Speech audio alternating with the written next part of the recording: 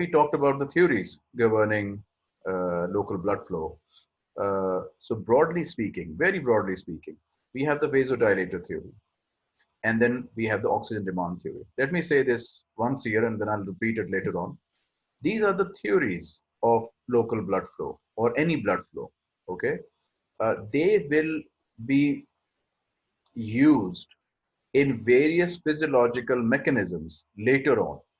So remember, theory is a big thing, and theory has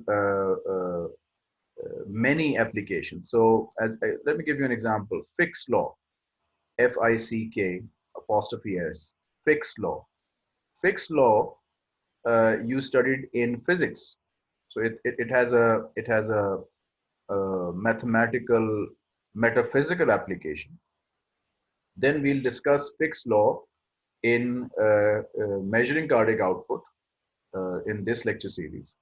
There is also an application of Fick's law in renal physiology, so in biological systems.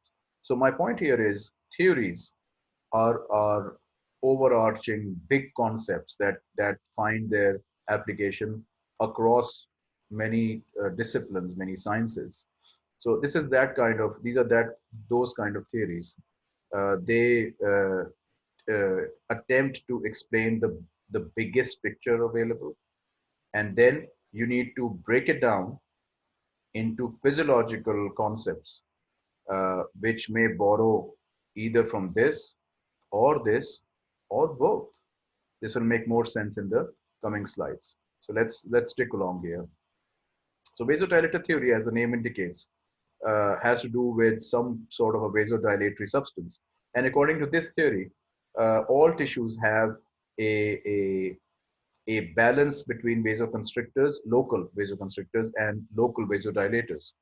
So the vasodilatory theory says that when the vasodilator substances are available in more quantity, vasodilation happens and blood flow to the organ is increased. Uh, and it lays its uh, whole weight on these vasodilatory substances, the presence of them in the tissues. And namely, this is the most studied and the most famous of vasodilators, adenosine.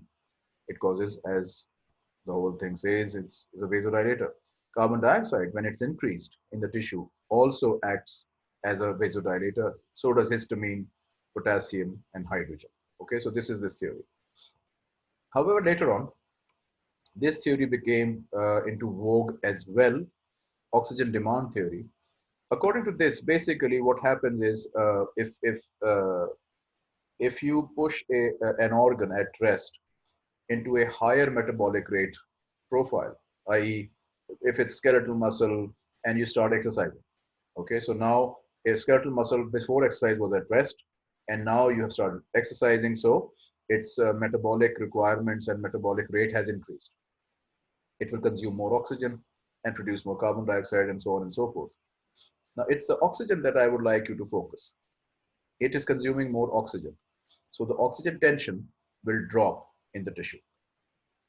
This is postulated and very strongly postulated to cause vasodilation.